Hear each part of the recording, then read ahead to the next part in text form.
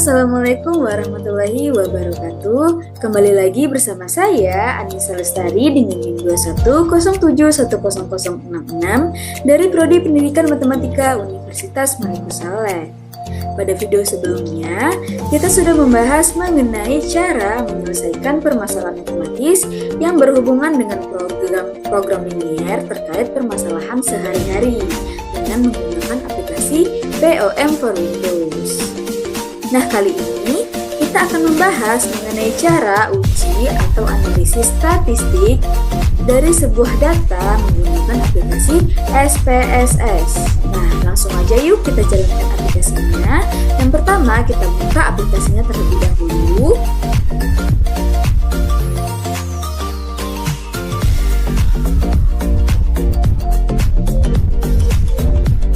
Nah, jika sudah muncul tampilan seperti ini, artinya kita disuruh memilih apakah kita ingin membuat data yang baru atau data yang sudah ada. Jadi di sini saya akan membuat data yang baru dengan mengklik New Dataset.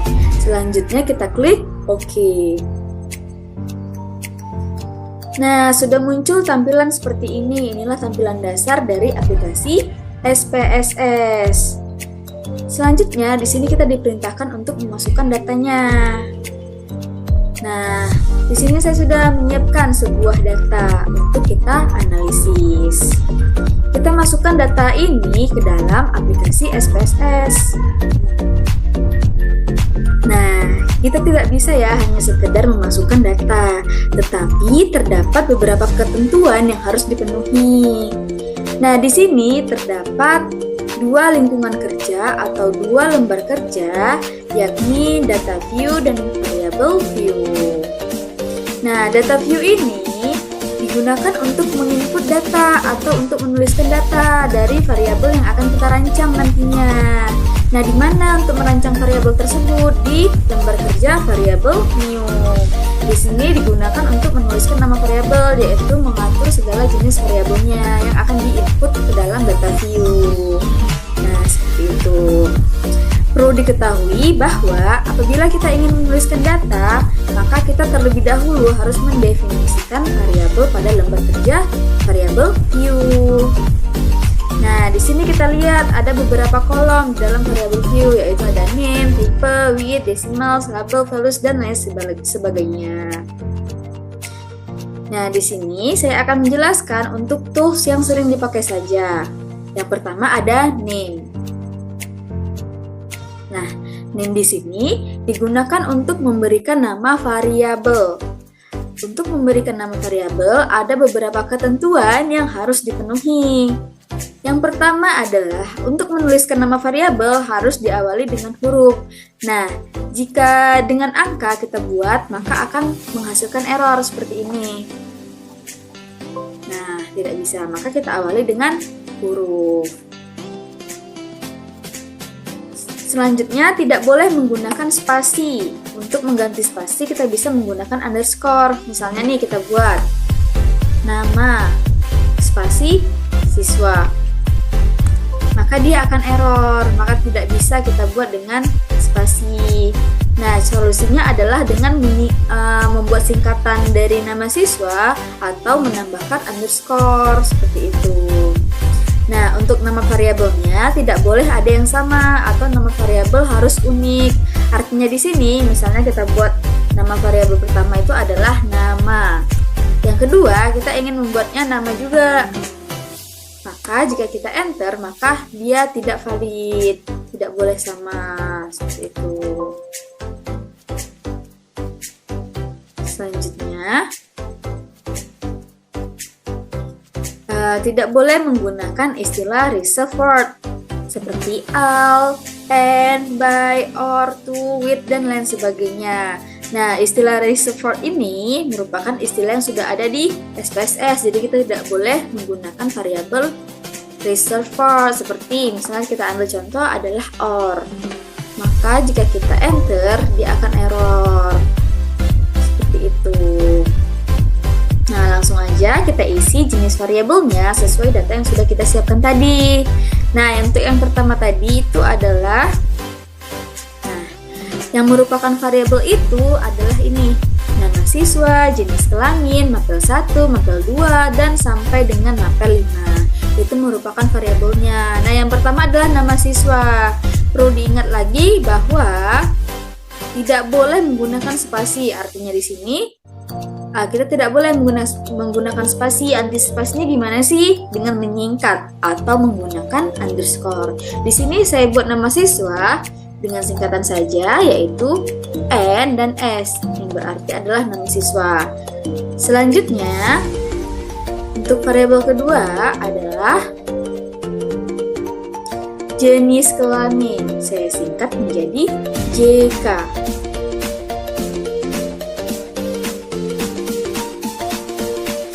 Selanjutnya untuk variabel ketiga, mapel 1. Variabel keempat, mapel 2, dan seterusnya hingga variabel ke-7, yaitu mapel 5. Kita ketikkan saja. Untuk mapel 1 tidak perlu kita singkat atau memberikan underscore, langsung saja mapel 1, mapel 2, mapel 3,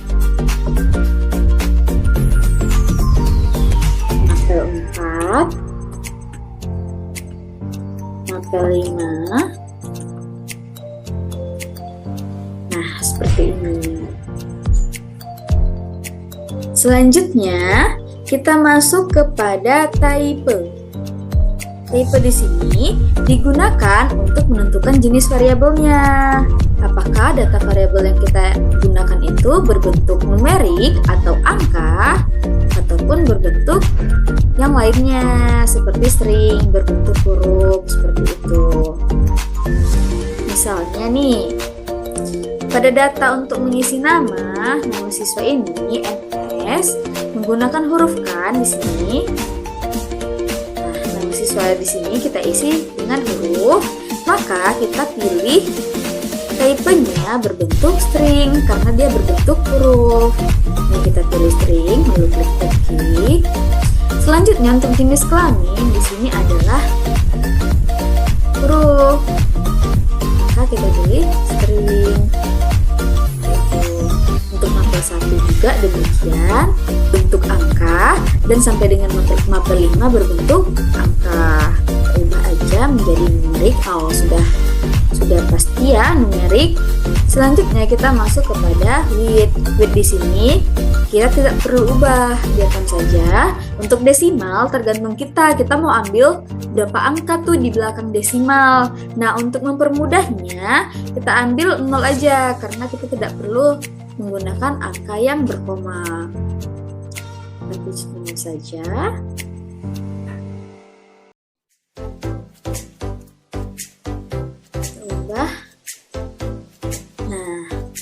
Selanjutnya, kita masuk kepada label. Label di sini digunakan untuk memberikan penjelasan dari variabel-variabel kolom name.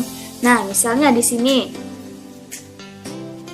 nama siswa, kan kita singkat menjadi NS. Kita bisa membuat keterangannya di label menjadi nama siswa.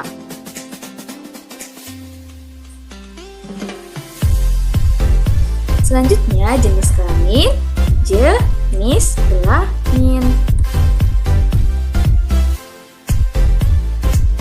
Selanjutnya, mapel 1 di sini baru kita bisa meletakkan spasi, sedangkan yang di kolom yang tadi tidak bisa ya.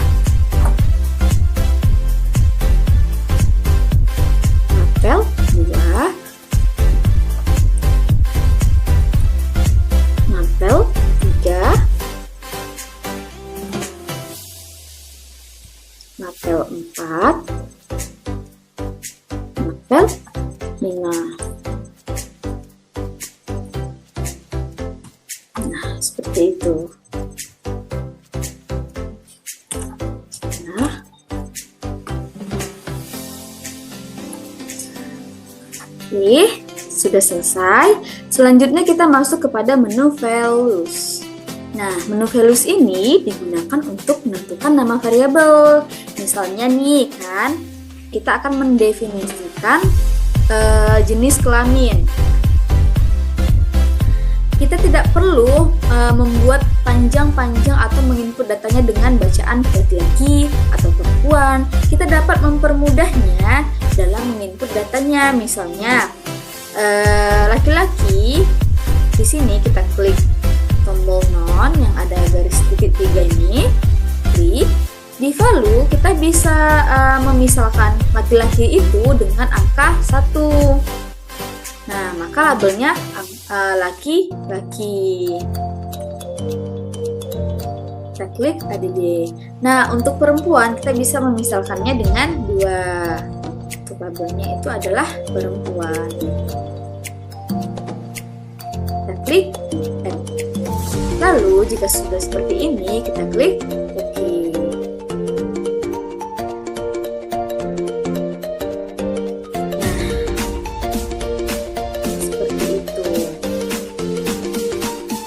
Selanjutnya kita pilih columns. Columns di sini tidak perlu diubah. Selanjutnya kita masuk kepada link. Nah, di mana di sini di data view nanti kita akan mengisinya apakah rata ke kanan atau rata ke kiri atau center, yaitu berpusat pada tengah. Nah, kita lihat di data bahwa untuk variabel nama siswa dia alinnya adalah yang tengah, di tengah kan, artinya kita pijit yang center. Kita pilih yang center. Untuk jenis kelamin, di sini dia rata kiri, maka kita bisa pilih yang left, tetap tidak usah diubah. Untuk mapel 1 sampai dengan mapel 5 dia menggunakan center. Kenapa? Karena dia nilainya berada di tengah, huruf angkanya itu berada di tengah, maka kita pilih center. Nah,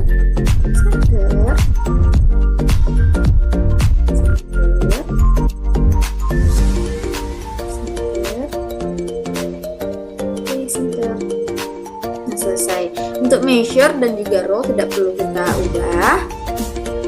Langsung aja kita input datanya sesuai data yang sudah disiapkan tadi dengan mengklik data view. Nah, seperti ini. Jadi kan NS itu nama siswa, JK jenis kelamin, mapel 1 sampai dengan mapel 5. Disinilah kita akan menginput datanya dari data yang sudah kita siapkan tadi. Seperti itu. Nah, untuk nama siswa ini atau variabelnya kita singkat NS ini, kita bisa isi dengan huruf A, B, C dan seterusnya sesuai dengan data. Langsung aja kita isi di sini. A, ke bawah B, C, dan juga seterusnya. Selanjutnya ada, teman-teman bisa isi sendiri ya, sampai seterusnya. Selanjutnya ada JK, yaitu jenis kelamin. Jenis kelamin di sini kita buat laki-laki, perempuan, laki-laki, perempuan sesuai dengan data. Nah, untuk mempermudahnya, tadi kita sudah ubah bahwa valuesnya itu 1 untuk laki-laki, 2 untuk perempuan. Jadi langsung aja kita buat 1, 2, atau dan seterusnya sesuai dengan data. Untuk siswa A laki-laki, siswa B perempuan, siswa C laki-laki, maka kita buat untuk nama siswa A laki-laki dengan 1. Nah, berubah sendiri kan? Terus perempuan dengan 2. C, siswa C dengan 1, yaitu laki-laki. Nah, begitu juga seterusnya sampai dengan data terakhir. Nah, untuk mapel 1 kita bisa isi langsung dengan mengetikkan datanya sesuai yang di sini. Untuk siswa A bernilai 70, 75, dan 90. Langsung aja kita ketik 70, 75, 90. Nah, untuk mapel kedua, untuk mapel pertama ini kalian bisa isi sendiri ya sampai dengan data terakhir. Untuk mapel kedua kita isi yang pertama itu ada siswa A 87, siswa sampai dengan siswa C itu 87. Kita isi 87, 87, 87. Dan begitu juga seterusnya sampai dengan data terakhir. Selanjutnya ada mapel ketiga. Mapel ketiga itu nilainya adalah 73, 77, 87. Untuk siswa A 73, siswa B 77, siswa C 87, sampai dengan data terakhir. Untuk mapel keempat, ada 75, 77, dan 77. Untuk siswa A 75, siswa B 77, siswa C 77, dan juga sampai dengan data terakhir. Selanjutnya ada mapel kelima. Mapel kelima di sini datanya adalah 73, 83, 94. Nah, untuk siswa pertama, siswa A 73, siswa B 83, siswa C berapa tadi? 94. Begitu juga seterusnya sampai dengan data terakhir. Teman-teman bisa isi sendiri di sini. Nah, jika semua data sudah terisi, selanjutnya kita bisa menentukan analisis statistiknya, yaitu dengan pilih ikon analis, lalu kita pilih yang deskriptif statistik, dan kita klik yang frekuensi. Nah, muncul tampilan seperti ini. Kita diminta untuk memindahkan variabelnya nih ke kolom yang variabel ini. Nah, tujuannya apa? Agar bisa dipilih data mana yang ingin dianalisis. Nah, langsung aja kita pindahkan dengan mengklik tombol panah sampai dengan mapel ke-5.